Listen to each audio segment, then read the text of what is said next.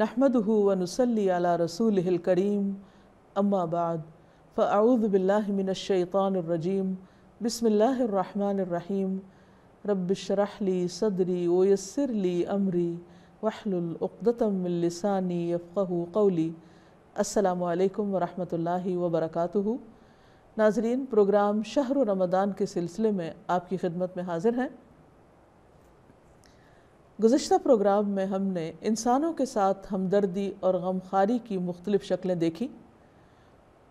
اس میں سب سے بہترین شکل صدقہ و خیرات ہے، جو انسان اپنے مال سے بھی کرتا ہے اور دیگر طریقوں سے بھی۔ اگر ہم غور کریں تو ہم دیکھتے ہیں کہ کائنات کی ہر چیز ہمیں فائدہ پہنچا رہی ہے۔